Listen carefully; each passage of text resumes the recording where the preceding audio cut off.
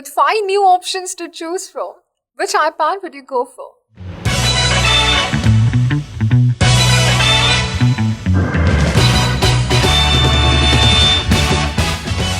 Hello and welcome to the iGeeksBlog show, an Apple exclusive podcast where we talk about teeny tiny, every possible information about the Apple ecosystem. I'm your host Harshanki, a marketing nerd who likes to eat, breathe, and survive on Apple content quite literally. In today's episode, we're going to be discussing and comparing all the 5 types of iPads, which one is the best suitable for you, across several parameters from comparing their budgets to, I don't know, am I going to show you the devices? Well, not just yet, but regardless, by the end of the episode, I'm sure you're going to be very convinced towards which iPad should you go for.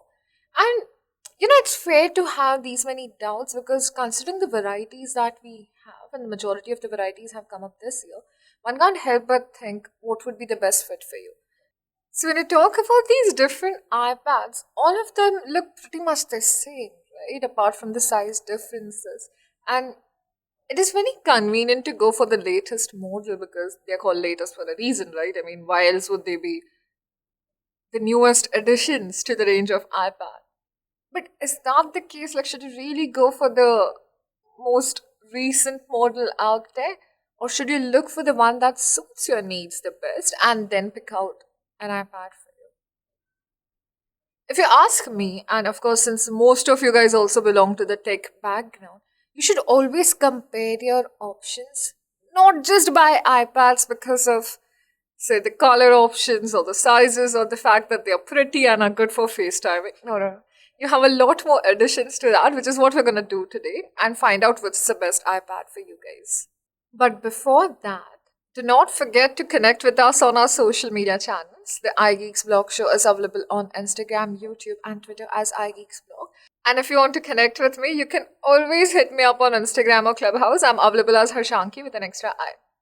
So talking about the recent iPad lineup, now we have 5 iPads available. That is the iPad, the all-new iPad, or the basic entry-level iPad 9th Gen as we call it, which was launched in the event a couple of days ago. Followed by the 6th Gen iPad mini and the existing iPad Air and iPad Pro models that we have. So the iPad Pro models are available in 2 variants, that is 11 inches and 12.9 inches, which gives us a size alternative to pick out the Pro models as well. So these are the 5 iPads that we have currently for us. And let's start with the basics and the newest additions to the iPad family.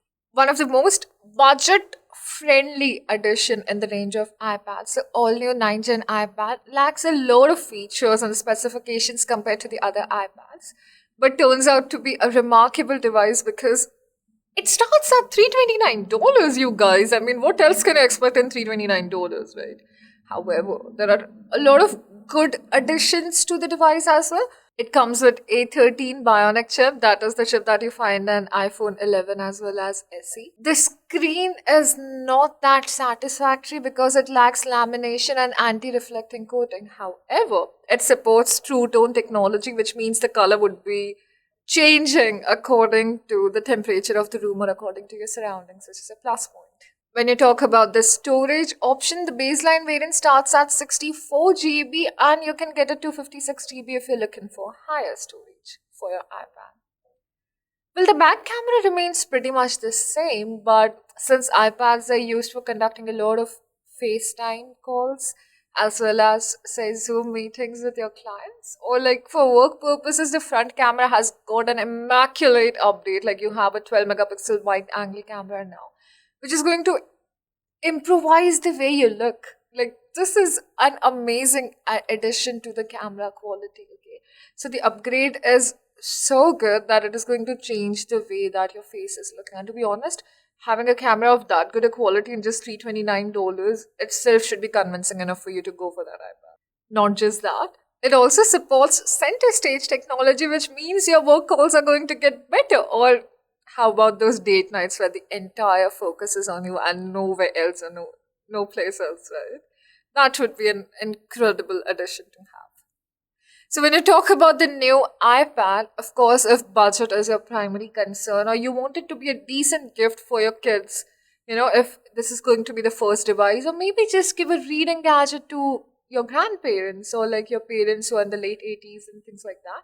This would be a perfect addition to them because this is versatile.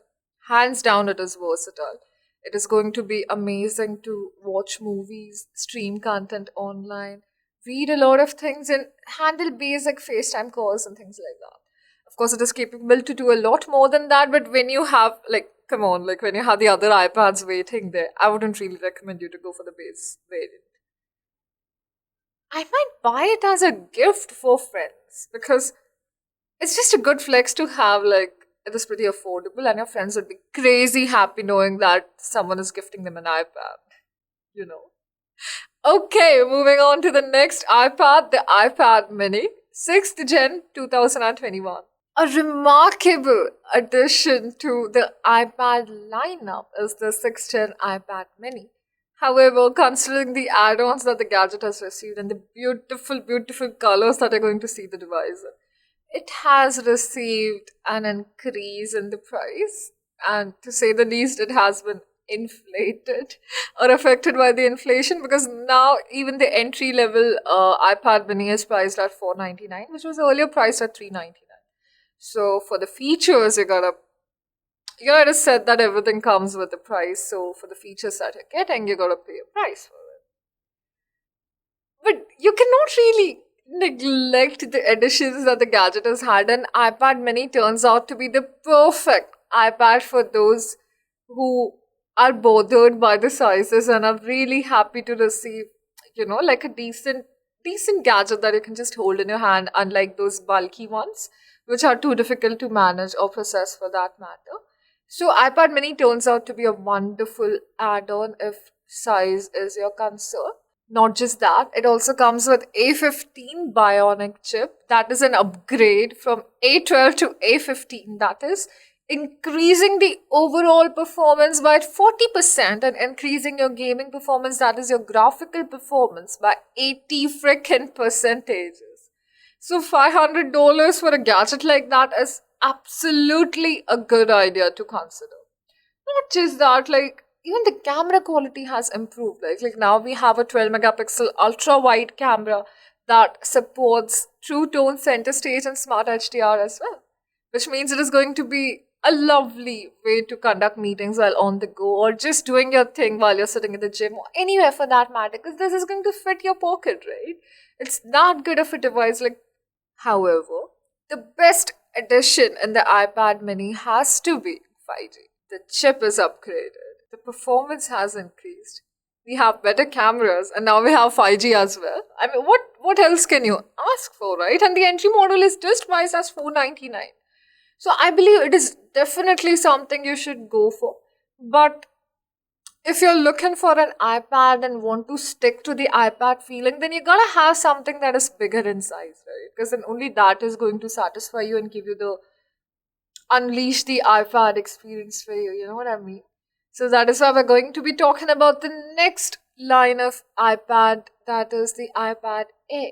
The iPad Air takes up a compelling position as it gives you the iPad Pro feelings, considering the design and the aesthetics and the look and the feel, but lags a little behind when it comes to the performance.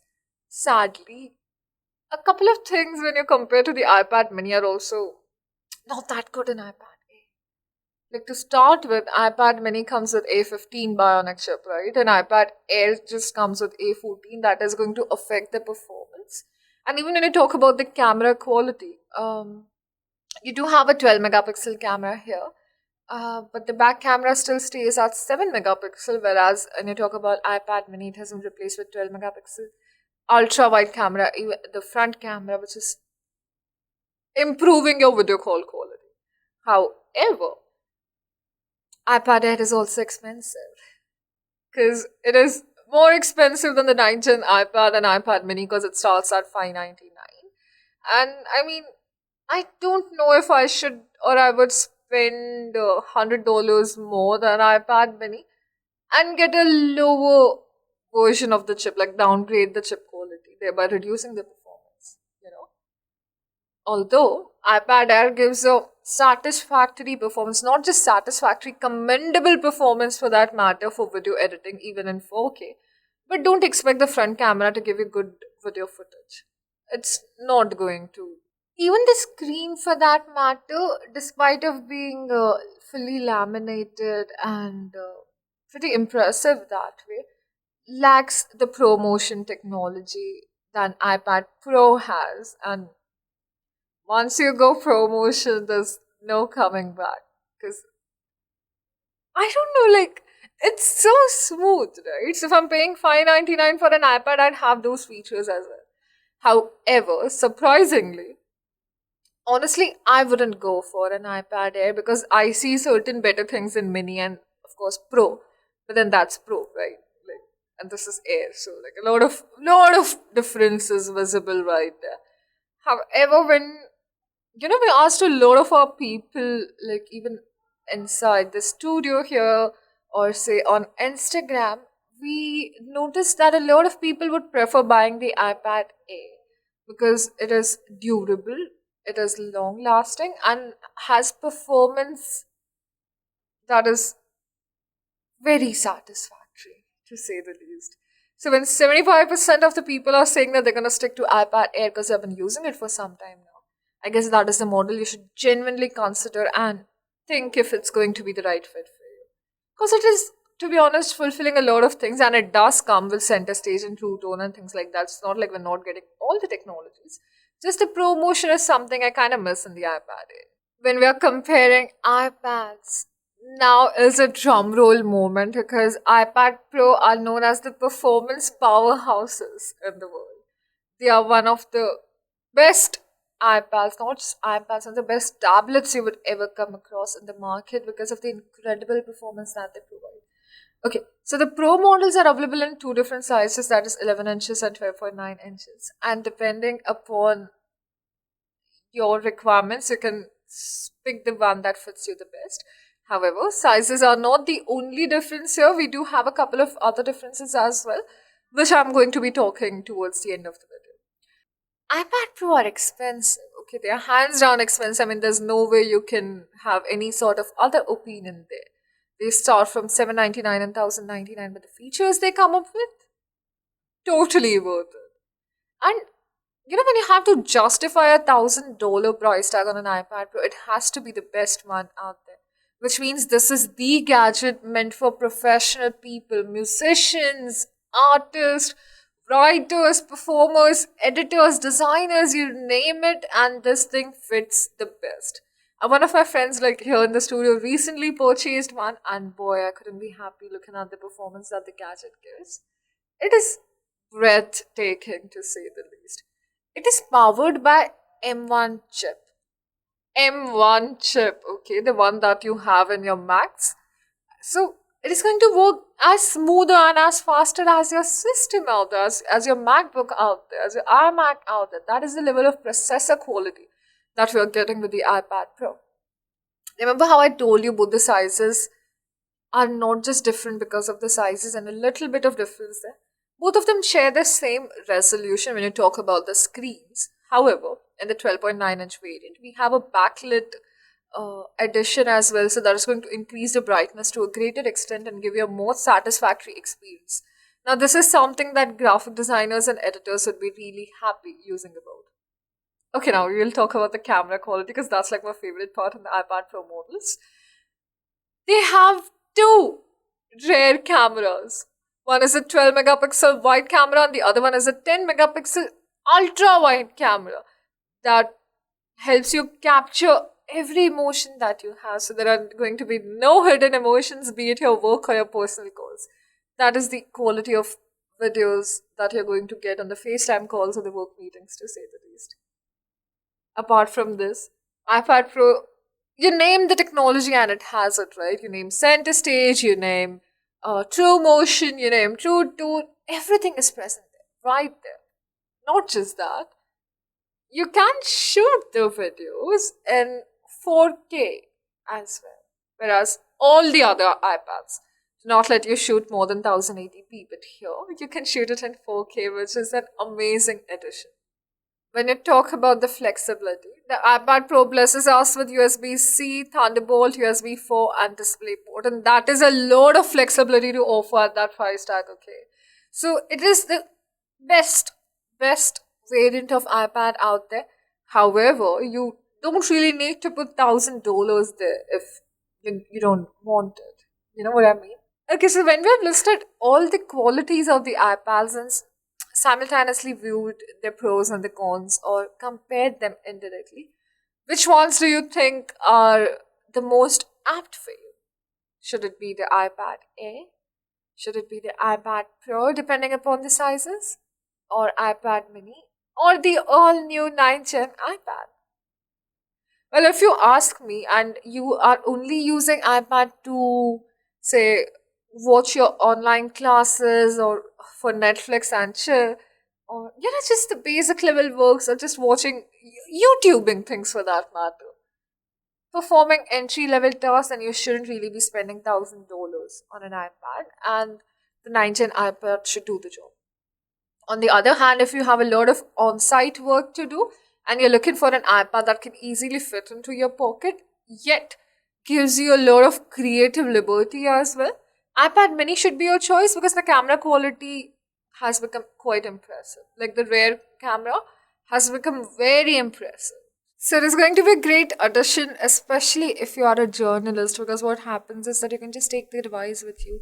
It's good for recording, it's good for the basic editing stuff, and with the kind of upgrade that iPad minis have gotten when you talk about the rear cameras and the processors, it's going to be perfect. And no one can really steal it, right, from your back pockets or shit, because it is like a cute tiny device and you can, like, not that tiny, but still good enough to fit in your pocket. So it's going to be a great addition, if you ask me. Talking about the iPad Air, it is the iPad to go for because, okay, I know Pro is the best, okay, but iPad Air is also fulfilling all the functionalities equally good as you talk about the iPad Pro. And not just that, it also comes with a nice affordable price tag, right? So that is a gadget you can definitely consider. However, if you are, say, looking for a professional gadget and if you belong to the creative side, like a musician or artist or a graphic designer or visual editor and things like that, then I guess you should invest a little more and go for iPad Pro. And it should serve the purpose just right because it is a performance boost. It's so good. Like, it is a performance powerhouse. There's no beating to that. It's every penny worth spent. That brings me to the end of the episode. Do not just go for the best one or the most expensive one or the latest edition. Make a list of pros and cons, see which one is right for you, and only then you purchase your device because you have to go for the one that is the best for you and not the best looking out there, the best performance out there. It has to be the one that suits you the best. Alright, my friends, this brings me to the end of the episode, but do not forget to connect with us on our social media channels. We're available as iGeeksBlog on Instagram, Facebook, YouTube, and Twitter. And if you're still confused about which iPad to go for, you can just hit me up on Instagram or Clubhouse. I'm available as Harshanki with an extra I. Needless to say, we really appreciate your feedbacks and I would love if you send me your honest feedback. So leave us some good reviews on Apple Podcasts because we love your support, we love your feedback, and we want to improve ourselves as content creators so that we can create the best of the content for you, keeping your needs and our needs in mind. I hope you take good care of yourself and stay safe, stay connected. This is Harshanki signing off.